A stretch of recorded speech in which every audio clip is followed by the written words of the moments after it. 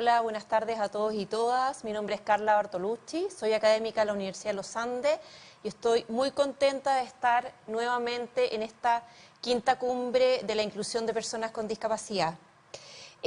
Antes de continuar, quiero reiterar mis agradecimientos a Banco de Chile, SQM, Anglo American, BHP, BASF, IST y SMU. Hoy estaré moderando el panel llamado Inclusión Educativa con tránsito a lo virtual. Y junto a mí están estos grandes invitados, donde abordaremos la importancia y el reconocimiento que debe existir en la educación en relación a la inclusión y la diversidad, siendo este una parte inherente para el desarrollo de las personas con discapacidad, en donde se valoren los espacios de aprendizaje y participación inclusiva. Bueno, para abordar esta temática, tengo junto a mí a Isabel Zúñiga, presidenta de Fundación Mis Talentos, Jaime Parada, gerente de proyectos de inclusión de Fundación Foro Educativo, y a Lorena Jara, coordinadora de Educación Especial en la Fundación Magisterio de la Araucanía. Y me gustaría comenzar preguntándoles, pensando en la situación pandemia y en el acceso a las nuevas tecnologías, ¿cómo podríamos transitar hacia una educación inclusiva que considere la relevancia que tienen hoy estas tecnologías, dado el contexto post-pandemia? Isa, cuéntame. Para responder a la pregunta me gustaría ir un poquitito más hacia atrás a la definición de lo que significa la inclusión. La inclusión social significa que todos podamos tener trayectorias de vida justas, y eso parte en educación, es decir, con trayectorias educativas justas. Y esa definición, esa frase, incluye tres palabras que son tremendamente importantes, y cuando falta una de ellas, las otras dos se caen. Eso significa que todos podamos tener acceso a la educación, una vez que tenemos acceso, que podamos progresar con equidad, y después de progresar, que significa aprender y participar, que podamos transitar a la etapa siguiente de nuestro ciclo de vida. Si estamos en un jardín infantil, pasaremos al primero básico; si estamos en un cuarto medio, educación superior, o al mundo del trabajo. Las tres palabras en pandemia nivelaron hacia la baja.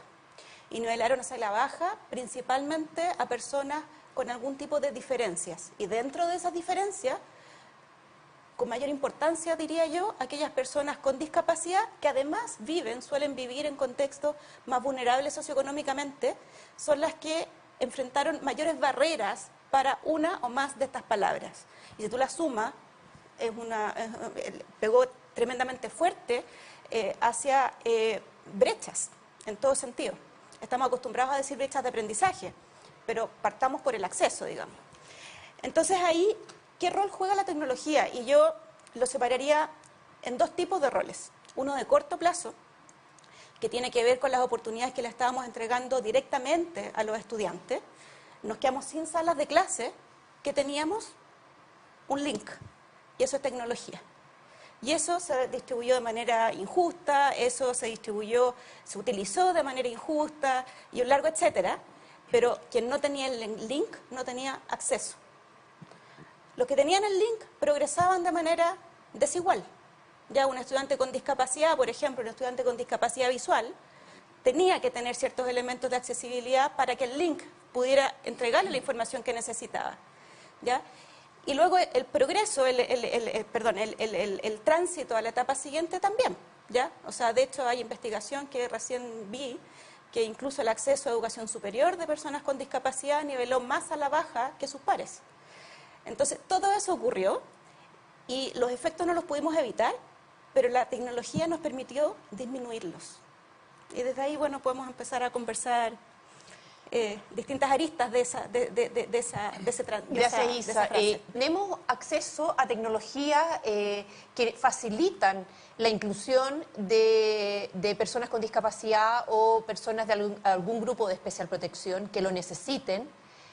Tenemos el acceso a estas tecnologías, y durante la pandemia se vio que en el fondo, gracias a estas tecnologías, teníamos la posibilidad de continuar estudios, de continuar trabajo, pero también me pasa que al mantener a las personas, en este caso a los niños, niñas y adolescentes, en sus casas, gracias a esta tecnología, no estamos generando el cambio cultural que se necesita para una inclusión plena y que tiene que ver con la, como tú dices, Jaime, con esta resocialización post-pandemia.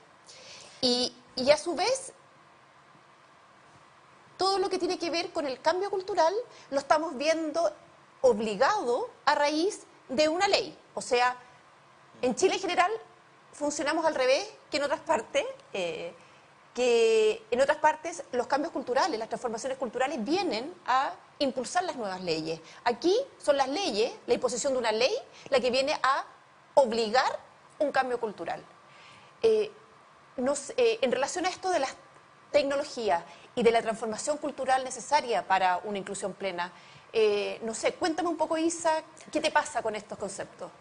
Tengo un poco sentimiento encontrado, porque la pandemia obviamente nos trajo una lista larga de costos, pero quiero poner el foco en los beneficios que nos trajo también, porque esos son tremendas oportunidades a futuro. Lo que tú dices es cierto, los niños no socializaron, Jaime ahí lo explicó bien, o sea, eso es un tremendo costo y la tecnología no puede sustituir esa instancia de aprendizaje. En cuanto la pudimos tener de vuelta, hubo que usarla y que ahí los niños sigan aprendiendo, digamos. Pero el no tener el espacio físico hizo que los adultos de las comunidades educativas empezaran a hablar el lenguaje de inclusión. Todos empezaron a preguntar por qué tal niño no tenía acceso, por qué este otro teniendo acceso no estaba aprendiendo. Y empezaron a aparecer respuestas o preguntas que antes no se hacían. No, es que este tiene una familia de tal tipo, este tiene los apoyos, este niño no, este tiene un tema de aprendizaje, este otro no, este tiene una discapacidad, este no tiene el computador. Todos tenían una realidad distinta, producto de combinación de características personales y contextuales, que los adultos de las comunidades educativas tuvieron que salir a reconocer para generar o mantener en lo posible los aprendizajes. Ese lenguaje antes no existía, antes eran los estudiantes, todos iguales. Ahora sí son todos distintos. Entonces, entonces ahora de vuelta, entre comillas, post pandemia, lo voy a decir despacito. Sí. Estamos hablando en inclusión. Y eso es un tremendo cambio cultural. Es cierto que los niños no aprendieron, pero los adultos, pucha, que aprendieron. ¿Ya? Y eso yo creo que hay que valorarlo. Ahora, tomando ese aprendizaje, esa sensibilización del mundo adulto de las comunidades, la tecnología ahora también nos ofrece otra oportunidad. Porque los adultos de las comunidades fueron, en su gran mayoría, formados en colegios que homogeneizaban. La diferencia ellos no la aprendieron desde chicos. Entonces, esta pandemia los empujó a aprender eso, a sensibilizarse frente a eso, pero tienen que adquirir competencias, estrategias, capacidades, etcétera, que no las tuvieron en su formación, ¿ya? Y ahora la formación continua puede agarrarse de esta estrategia más mixta, ¿ya? Y poder llegar a rincones del país que antes no era posible llegar. Sí, justamente. ¿Ya? Entonces, eso es una tremenda oportunidad para poder llegar con formación, con práctica, con una serie de instancias de aprendizaje en distintos formatos a adultos de comunidades educativas que antes no tenían acceso a esos espacios de formación. Entonces, el corto plazo, la pandemia nos empujó a la baja con tremendos costos, pero tratemos de aprovechar estas oportunidades que nos dan en el mediano plazo, este empujón, para quedar en un mundo final, en una situación final, ojalá mejor que la que teníamos al principio. Antes. Tenemos ahora una nueva ley que regula el acoso y la discriminación en los espacios en el Fondo de Educación Superior. ¿Cómo cruzas tú esta situación, este tema de la discriminación con el tema de las tecnologías? Pensando en que, por ejemplo, no sé, yo veía cuando mis hijos estaban en pandemia y tenían que entrar a clases por Zoom, veía cosas que sucedían en forma paralela, en el fondo dado este acceso a la tecnología. ¿Ah? Que habían cosas positivas porque tenían el acceso a poder entrar a clase, a continuar su proceso educativo y en educación superior también, pero también pasan otras cosas.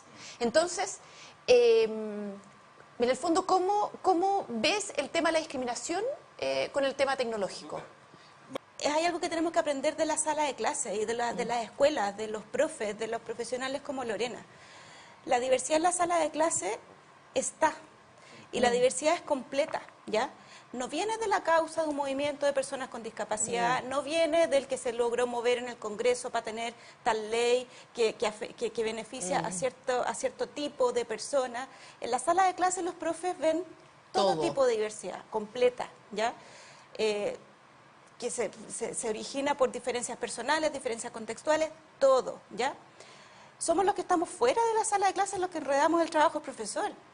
Porque llegamos por un lado con una ley, llegamos por otro lado con un reglamento, llegamos con otro lado por una fundación que se ve, que le puede ayudar al profe, pero para 2 de sus estudiantes, no para el resto, ¿ya? Y desde afuera parcelamos lo que el profe ve en la sala de clases. Segregamos algo que debiese estar todo junto, sí, en el fondo. Sí. Entonces, sería sumamente interesante que desde ese aprendizaje, quienes hacen políticas públicas, quienes movilizan causas en la sociedad, reconozcan que finalmente si la causa global es inclusión social, bueno, no podemos partirla en pedacitos al interior de la sala de clase. En el fondo, claro, no podemos segregar las mismas diversidades de las personas.